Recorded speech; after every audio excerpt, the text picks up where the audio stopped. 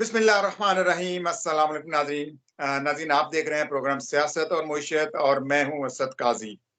नाज़रीन, आज के प्रोग्राम में हम हमारे जो ब्यूरोक्रेसी है उसके करप्शन पर हम बात करेंगे। यकीन जाने इस वक्त जो आम चोर डकैत होता है वो कहीं ना कहीं जेल में जाकर अब सजा भुगत कर आ जाता है, लेकिन एक ये मैंने देखा है कि वो जेलों में जाकर उससे बड़ा मुजरिम बनकर आता है और फिर वो डकैतियां शुरू कर देता है। लेकिन हमारी जो ब्यूरोक्रेसी है, हमारे जो सरकारी अफसरान है, इनके खिलाफ पहले एंटी करप्शन में इंक्वायरियां लगती हैं, फिर उसके बाद अगर बड़ी करप्शन कर लेते हैं तो फिर नैब उनके खिलाफ इंक्वायरियां कर लेता है।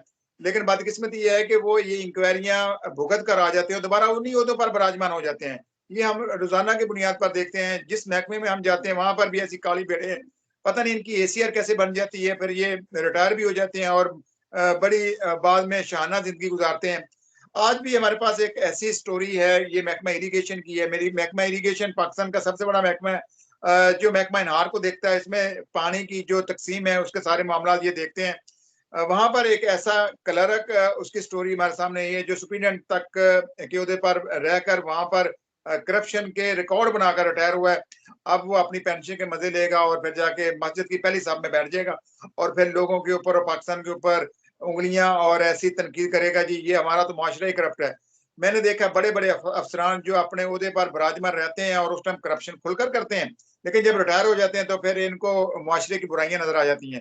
और दूसरा नाज़रीन, मैंने देखा है कि यकीन जाने हमारे मुआशरे में अब रिश्वतस्तानी को और करप्शन को बुराई नहीं समझा जाता। हर आदमी जानता है कि हर इदारे के अंदर इस टाइम काली भेड़े हैं जो दिन रात करप्शन करने में मसरूफ हैं। वो उनके पास जितना इख्तियार होता है, मेरा ख्याल है वही इस टाइम बचा हुआ जिसको मौका नहीं मिलता। जिसको भी मौका मिलता है करप्शन करने का, वो जी भर के दिल खोल कर करप्शन कर रहा है। तो नाज़रीन, इनको ये है कि ये जो सरकारी अफसरान है, ये रिटायरमेंट तक करप्शन करते हैं। आम प्राइवेट सतह पर आम आदमी जब चोरी डकैती करता है, वो कहीं ना कहीं सजा भुगत कर आ जाता है, फिर उसके बाद वो चोरी डकैती से बाज भी आ जाता है। लेकिन ये वाहिद चोर डकैत हैं जो कानूनी तौर पर और अपनी जो सीट होती है, जो अपना ओहदा होता है, उसका नजायज फायदा उठाते हुए वो करप्शन लूटमार जारी रखता है और रिटायरमेंट तक वो राशि अफसर जो है वो करप्शन करता रहता है। तो चौधरी अमजद रब्बानी कारा साहब मेरे साथ मौजूद है, जो सबसे जरा डिस्कशन करते हैं। जो साहब, आप माशाल्लाह एलडी की लीड करते हैं, बाकी सेक्रेटरीट में भी जाते हैं, बाकी दफातर में भी, एजुकेशन और इरिगेशन से लेकर हर महकमे में आपका आना जाना होता है। सर, मुझे मुझे बताइएगा, ये पाकिस्तान एक मुआशरे से बना था और मुआशरे पर ही कायम है, जिस मुल्क में एक क्लर्क से लेकर एक आला अफसर तक 22वें ग्रेड तक करप्शन कर रहा हो, लूट मार कर रहा हो और वो मुल्क फिर भी चल रहा हो। आपको ये मुआवजा नहीं लगता? भाई साहब, बहुत शुक्रिया आपका। ये वाकई आपकी बात बिल्कुल ठीक है कि ये मौज से कम नहीं है और ये अल्लाह का बड़ा ही करम है। अब इनके जो करप्शन करते हैं अफसराने बाला, इनके जब घर जाके देखे ना तो वो लिखा होता है हाजा मिन फजल रब्बी। ये इसको अपने अल्लाह का फजल समझते हैं। और जो हालांकि कोठियां बनाते रहते हैं, घर बनाते रहते हैं, उसके ऊपर भी यही यही आयत लिखते हैं। ऐसे ही है ना। अब पता है क्या, अब तो देखो ना, करप्शन को जो करप्शन हो रही है ना सर, करप्शन में भी अब कंपटीशन आ गया है।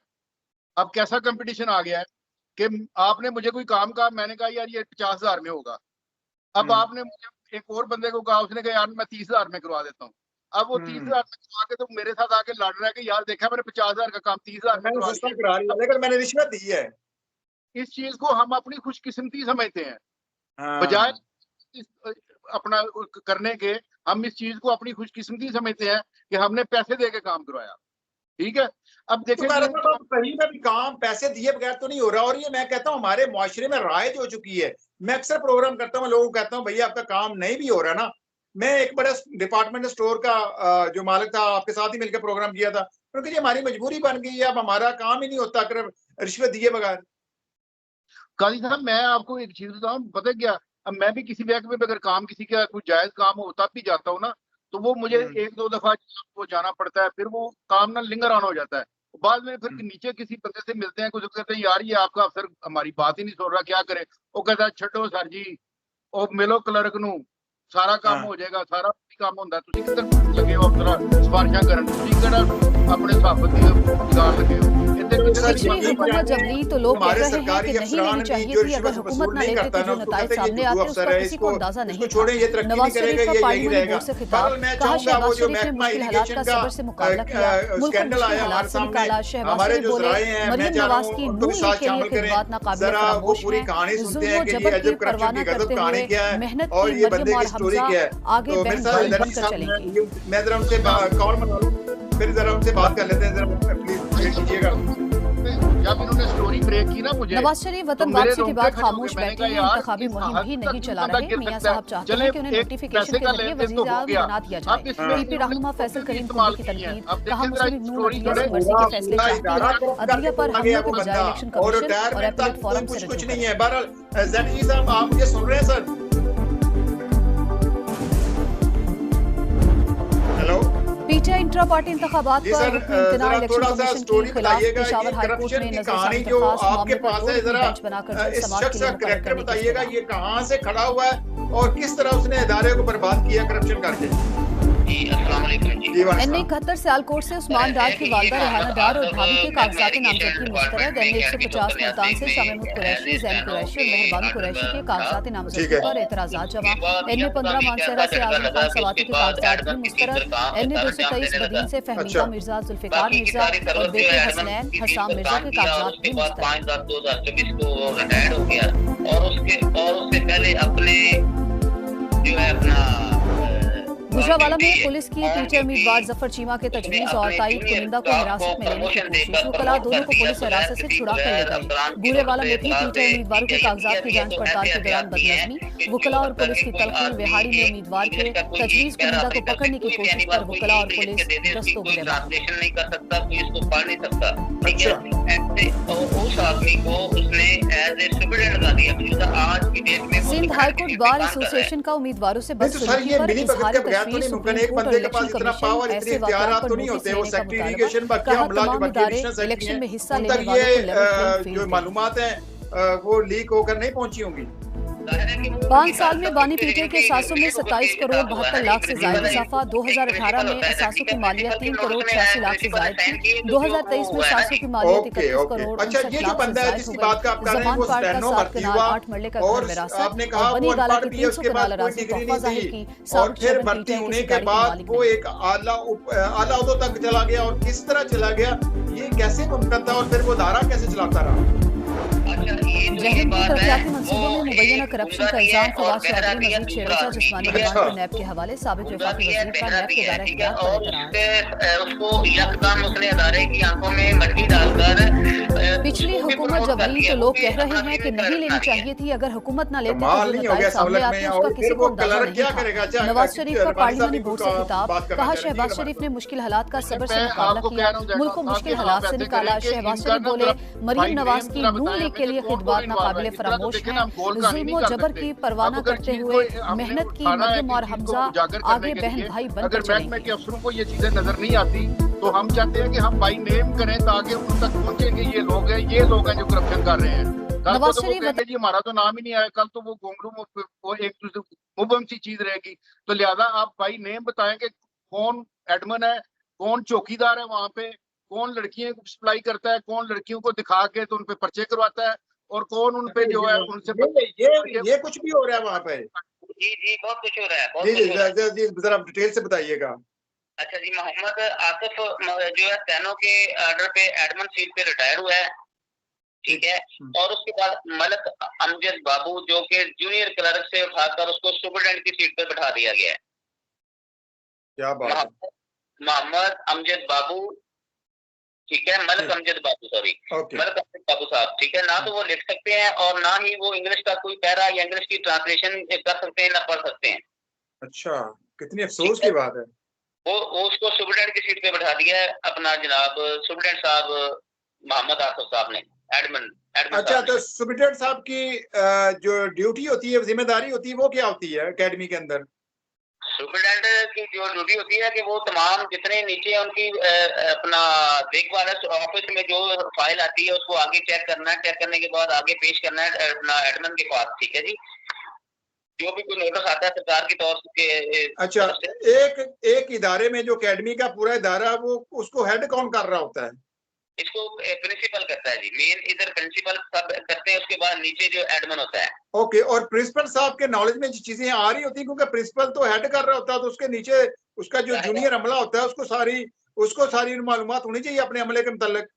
जाहिर बिल्कुल होनी चाहिए, बिल्कुल होती है और होनी चाहिए। तो आप ये मिली भगत देख रहे हैं? मिली भगत है। और दूसरा नंबर 2 पे जाहिद बशीर, जो कि जूनियर क्लर्क से सीनियर क्लर्क कर दिया गया है और अब तक इसकी स्टोर पर उसकी ड्यूटी रही है, लेता रहा है। ओके, तो सर ये मुझे समझ नहीं आ रही, एक महकमे के अंदर इतनी लूटमार हो रही थी और किसी सहाफी या किसी आम आदमी के नॉलेज में नहीं आई कि शायद इनके खिलाफ वो एंटी करप्शन है ये वकी इदारे में एक दरखास्त दे देता या इनके खिलाफ कोई इंक्वायरी लगवा देता। बात वो मिली भगत से काम करते रहे ना जी।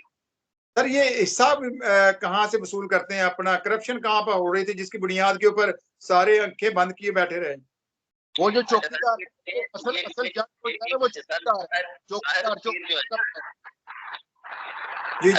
जी सुन रहे हैं।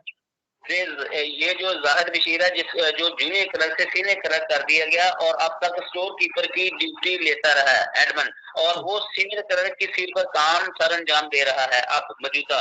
और मजे की बात ये है कि जाहिद बशीर है जो है वो गूंगा भी है, बहरा भी है, ठीक है, जूनियर क्लर्क का सर अंजाम दे रहा है। हाँ, मैं यही पूछ रहा हूँ कि ये करप्शन कहाँ पर कर रहे थे, क्योंकि हमने देखा पीएचए में बोगस माली रख ली है, बोगस माली की तनख्वाहें ले रही, कुछ दे दी, कुछ जेब में डाल दी। अब यहाँ पर ये करप्शन में इन्वॉल्व कहाँ पर थे? फंड्स कहाँ पर आते हैं और फंड्स में खुर्द कहाँ होती है?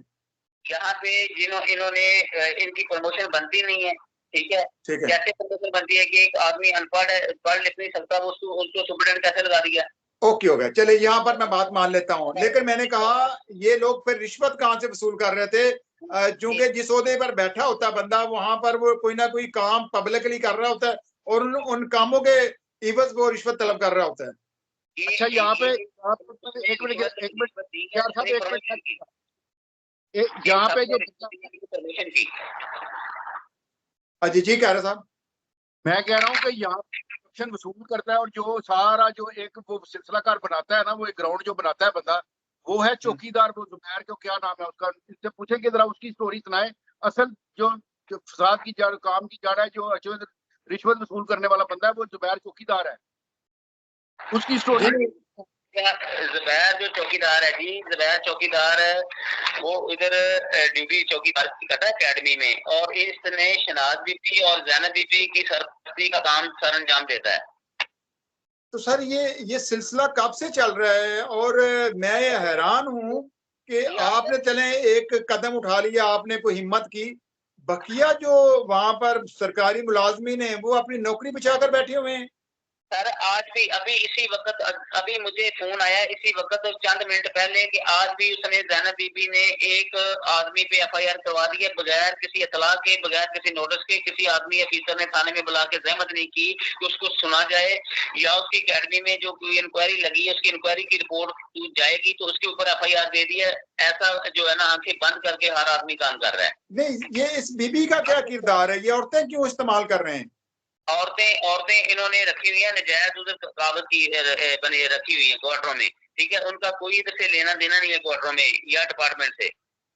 अच्छा, ना उनकी कोई जॉब है, ना वो सफाई सुथराई का काम करती हैं? ये होता है ना, हमेशा घरों में कुछ काम वालियां रखी होती हैं, उनका स्टेटस क्या है इस टाइम? वो सिर्फ और सिर्फ एक आम, जैसे आप समझते हैं घर में नुकरानी रखी होती है, बस, इससे ज्यादा कुछ नहीं है?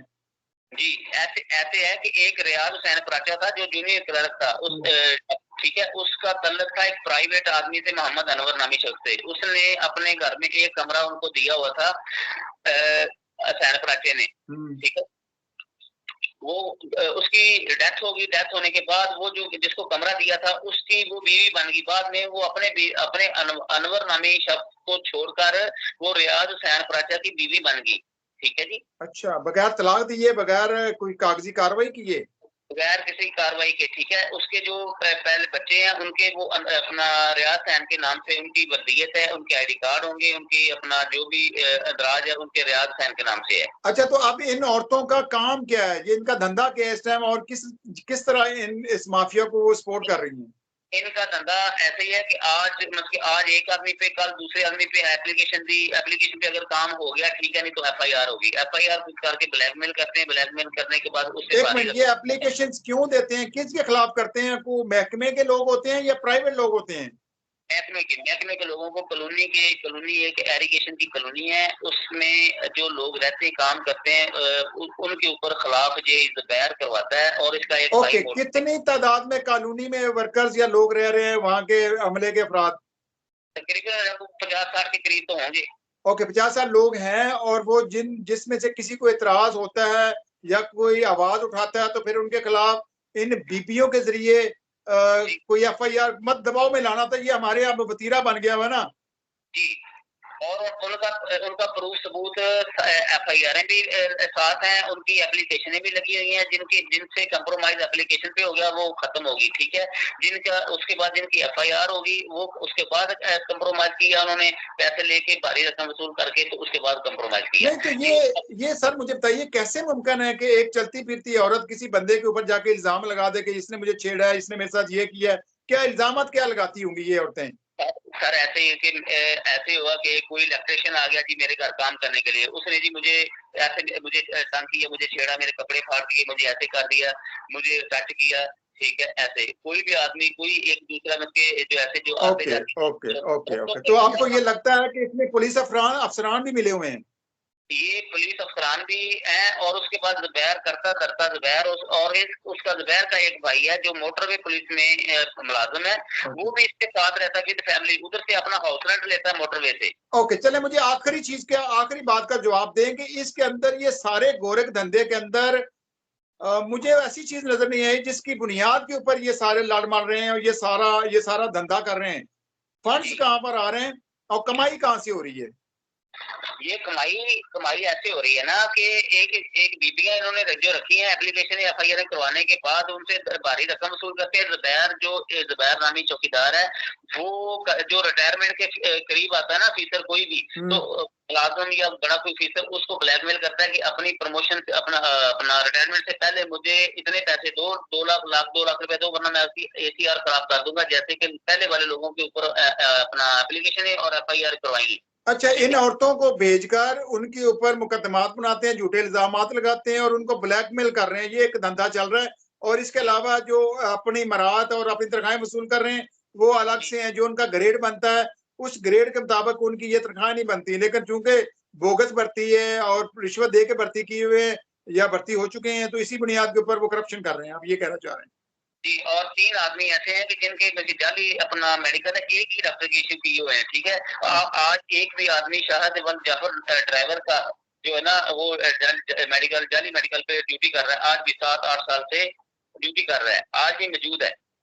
चले जी, जोई साहब क्या पूछना चाह रहे हैं? मैं कह रहा हूँ कि ठीक है, अपना जी के साहब आपको फिर बाद में इनका भी मौकफ लेते हैं। ये जो बंदे जिनके नाम लिए हैं, इनके फोन नंबर्स भी हमारे पास आ गए हैं। इन पे जो FIR हुई हुई है वो भी हमारे पास इस वक्त मौजूद है, वो हम अपनी स्लाइड में चलाएंगे अभी, ठीक है। उसके बाद जी इसका अभी देखते हैं क्या करना है। ये तो कहानी अभी लंबी है, अभी तो ये एक बंदा सामने आया है, तो इसको हम इसकी और इन्वेस्टिगेशन कर लेते हैं और इंशाल्लाह ताला इसको ना पूरी तरह बेनकाब करके ना तो जो लोग हैं ना इनको कैफरे किरदार तक पहुंचाएंगे इंशाल्लाह। तारा साहब, मैं कसम से सर पकड़ के बैठ जाता हूँ कि इस तरह की कहानियां हर महकमे में है, हर इदारे में है, कोई पूछने वाला नहीं है। मतलब ये है कि अब गिने चुने लोग ऐसे होते हैं कि जो इनके खिलाफ बोलते हैं।